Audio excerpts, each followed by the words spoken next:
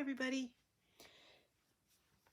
I hope this finds everybody doing well. I have a few things that this video is going to be about. It's going to be a short video, more or less, but a few things. Now, I have framed this heart, and I wanted to share with you what I did.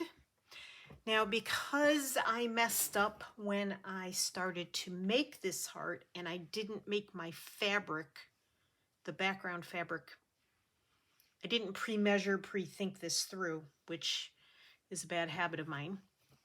My fabric isn't quite right here. So all I did was I trimmed around the edge with pinking shears, and I used a little bit of glue. I used art glitter glue so that it won't fray.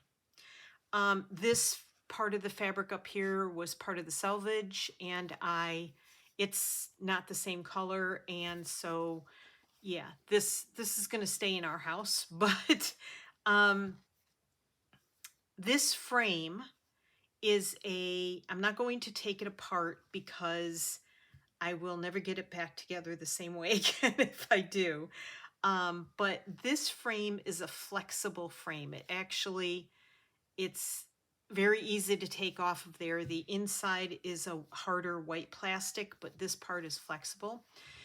These frames I've used for a very long time, and I'm talking probably 15 or 20 years. And here's an example.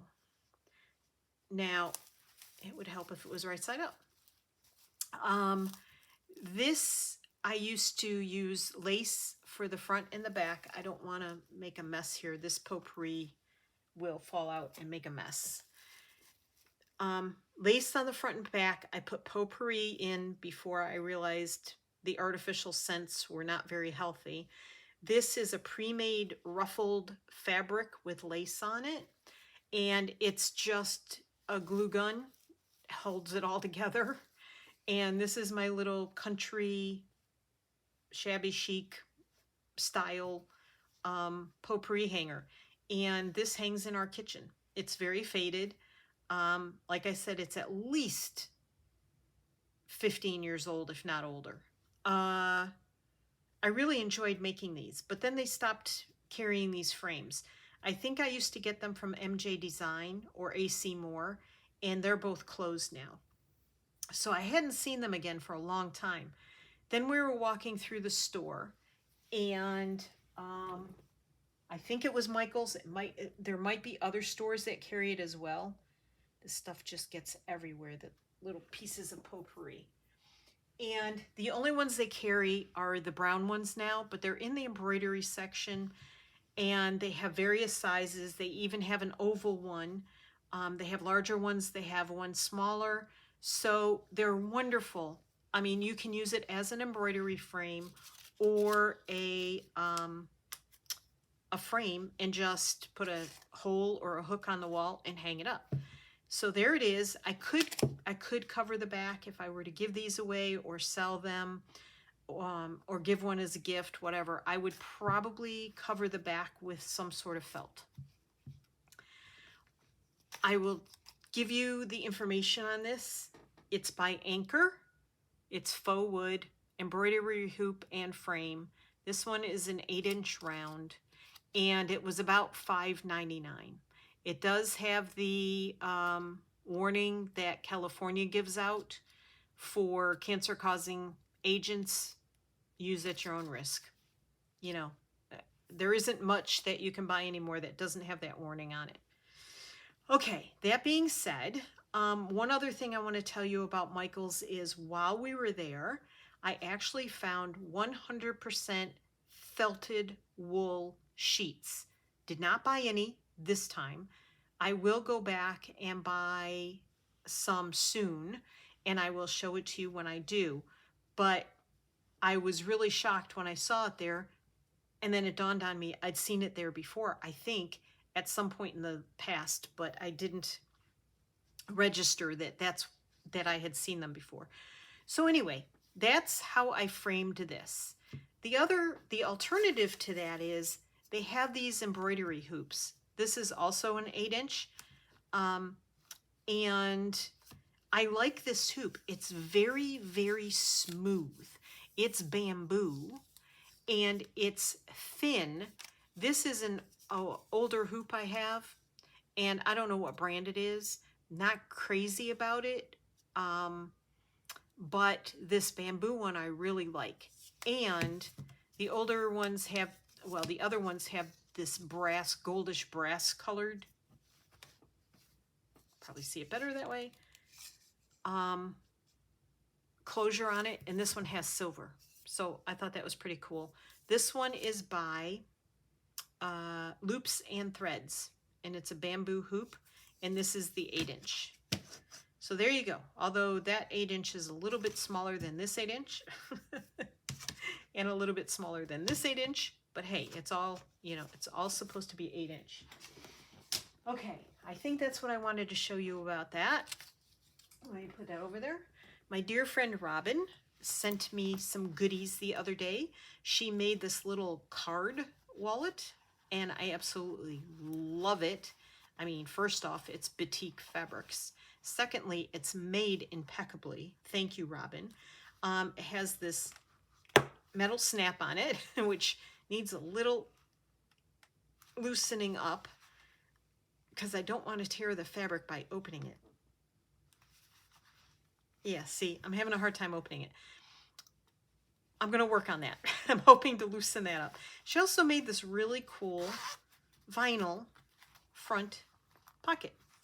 So Robin, I love you. You know I love you.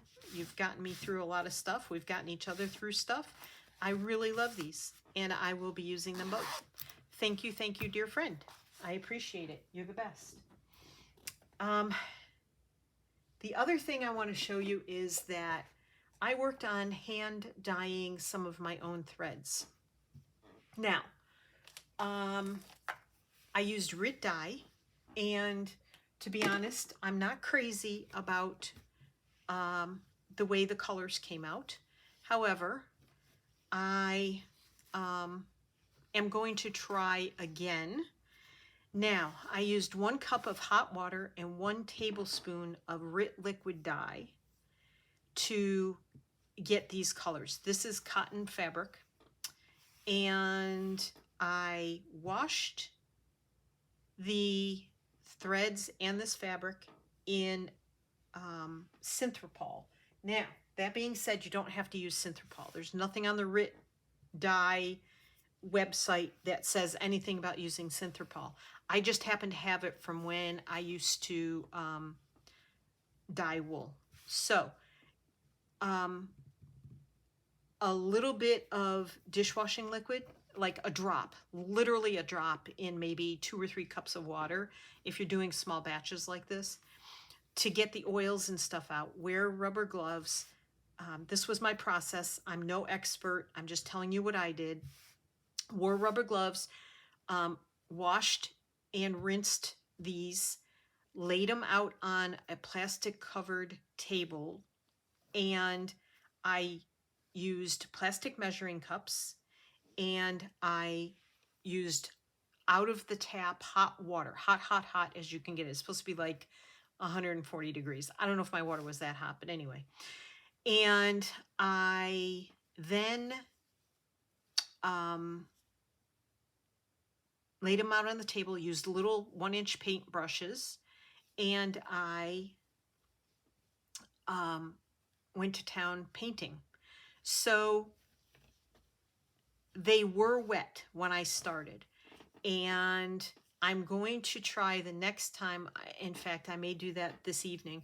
Go downstairs, wash some more thread, and I am going to let it dry, because when it's wet, the dye absorbs into it quickly, but it spreads very much. So just, you know, it really spreads.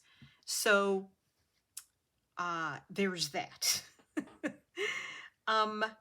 And what I'll do is I will unwind these because it's easier to see how they came out.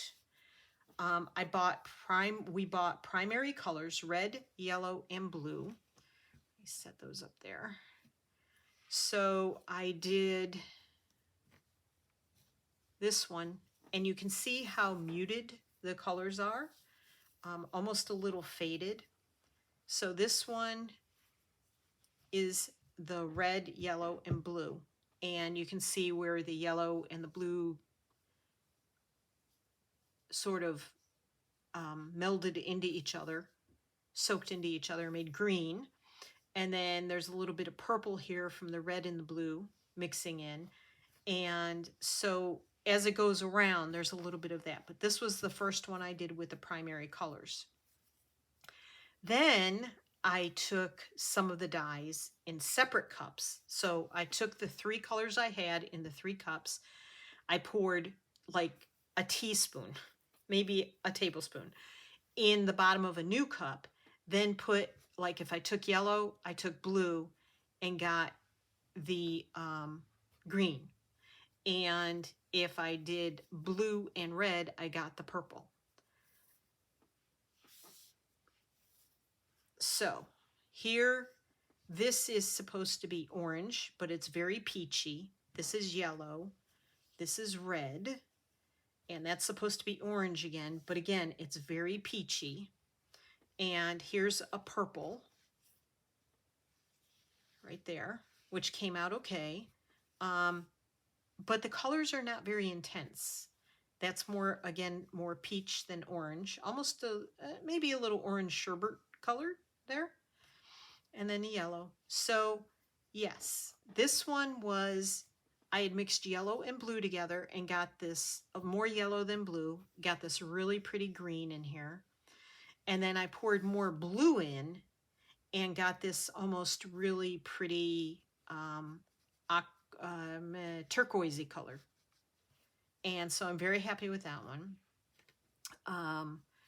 And this is all, these strands here are all size 8. I started with a ball like this of size 8, and I wound these off. I have a warping board, but some of the smaller strands I wrapped off on a, just took a notebook and wrapped it around the notebook or a book or whatever you have that it can slide off of. So let me unwrap this one.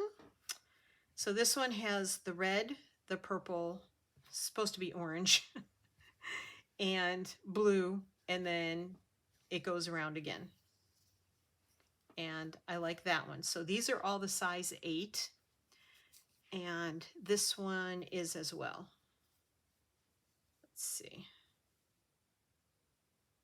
I can do this without messing it all up.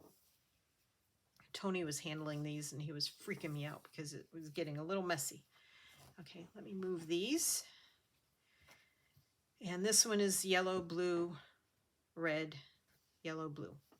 So those are all the size 8 DMC floss.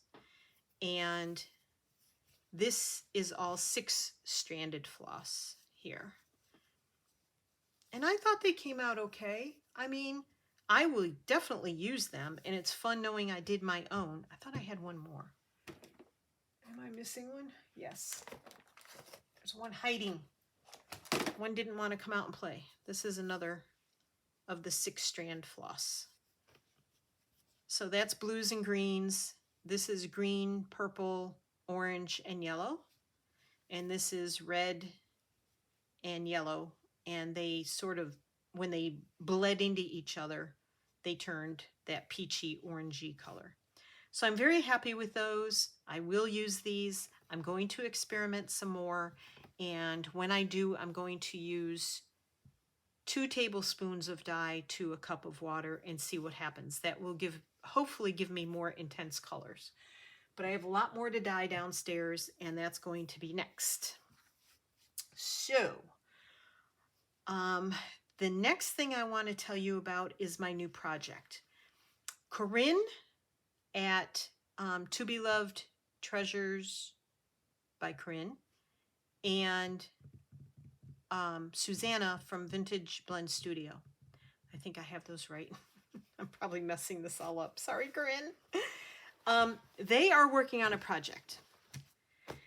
And the project is, Susanna is using old pillow slips, is what they call them there.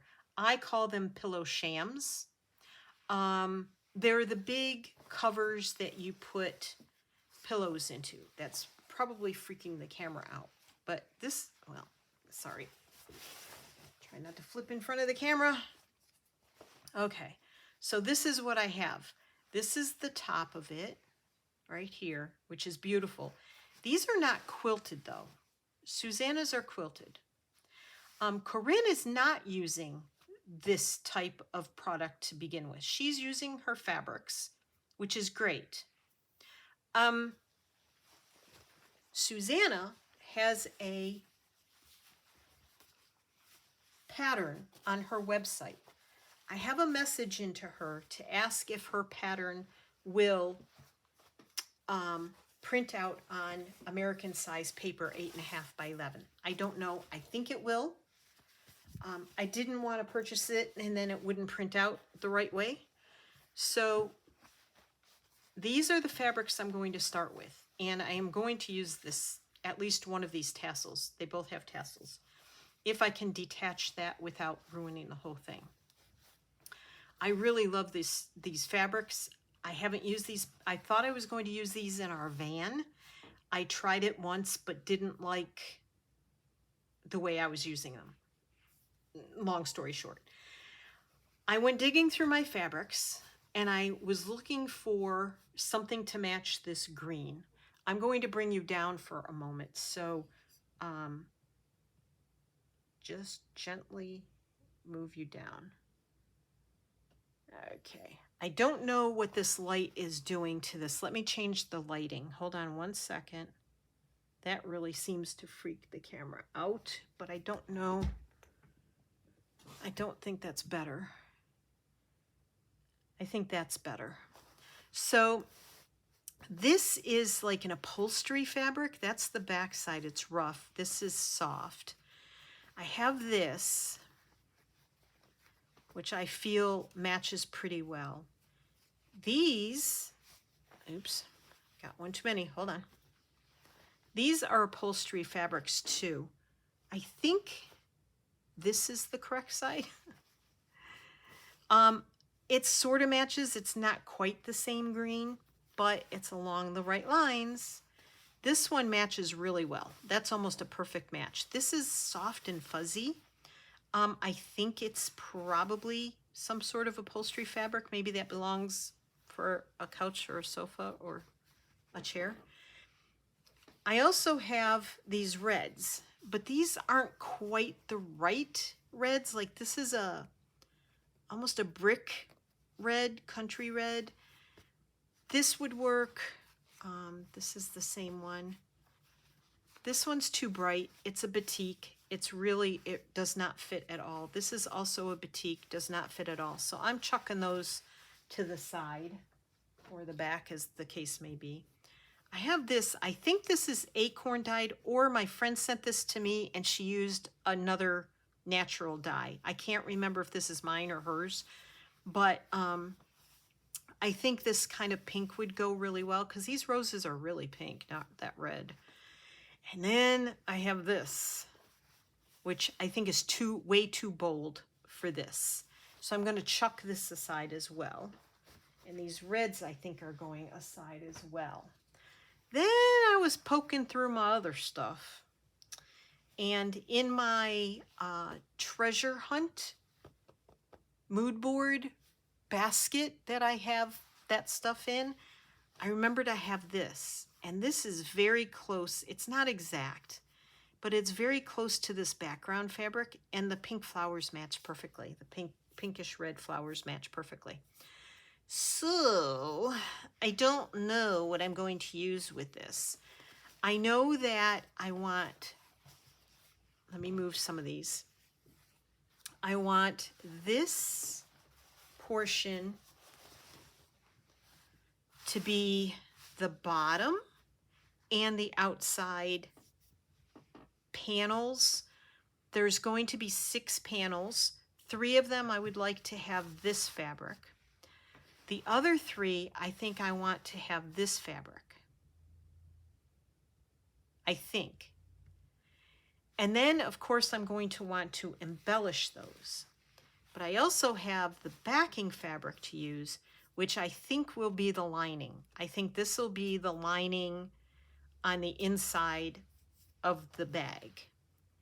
Now, that being said, the bag has a hexagon bottom, and Susanna has this pattern on her website, on her Etsy shop.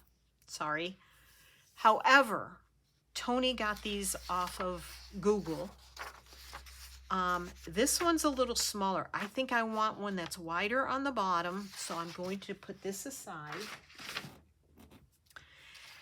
And I have not made the panels yet, the side panels. That I will make on the computer later today.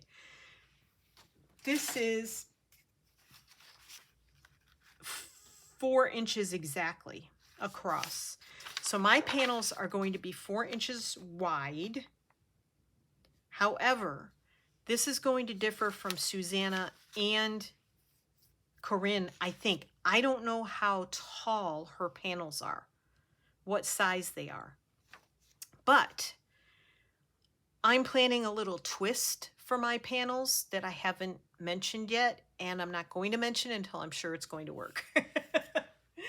So my panels will be a little different than Susanna's and Corinne's. I was told I could change it up whatever way I wanted to. So that's my plan. And this will be the bottom. So I think the bottom will be made, like I said, out of this fabric here. And I may do, I think, the inside and the outside bottom are going to be from this fabric here, because I can easily get 2 out of that. And then I could get at least probably 3 panels out of this. I may only have to use this one pillow sham. So that will be an interesting project. I thought I was going to do it in blue because I have some really nice blue quilted fabric. I cannot bring myself to cut the blue up. But last night I spent time in front of the TV making a bunch of blue blue yo-yos. So now I have to sit in front of the TV tonight and wind my new thread, my hand-dyed thread, onto cards and make some red yo-yos or some of the other fabric. I'll probably use some of this fabric and some of this fabric and just make a couple. I'm not going to go nuts and make a whole bunch like I did with this, because I think these I will end up using in my treasure hunt, the Roxy Journal Creations, Sarah and Rachel Stitching Treasure Hunt Volume 4 that's coming up. That's a lot for me to remember. And I'm sure I still messed it up. So anyway, that is going to be the new project. And I hope to start this in the next couple of days. Tomorrow's the 4th of July. And when you see this, it'll be yesterday. So I'm posting this video on Wednesday. Today is Monday. Wednesday, I have plans with a friend who I have not seen in about 8 months. And then I will start getting started on this and hopefully post videos starting Thursday, the 6th. That's my plan. I have to get these pieces cut out. I have to plan my side panels. I have to wrap my brain around all the cutting, because when it comes to me and cutting fabrics, I sort of tend to mess up a lot. So I'm going to make myself a cardboard pattern, and I'm going to cut around it, and I'm going to have all the pieces already cut. I'm not going to torture you with all that. I am planning on doing some hand embroidery. Corinne is doing hers completely by hand. Susanna is doing hers by machine with some hand embellishment. So I'm going to possibly do a combination of both. I think putting together the inside by machine, the outside might get done by hand, but we'll see. I'm not 100% sure how it's going to come together. But that's it for me for today. I hope you all had a wonderful 4th of July Independence Day here in America, and just a great day overall, wherever you are. And I hope everybody is well. Happy crafting. I will be back soon. I hope you're as excited about this as I am. Go check out the 2 channels I mentioned. I will link them in the description box below, and you can follow along with what Susanna and Corinne are doing on this project.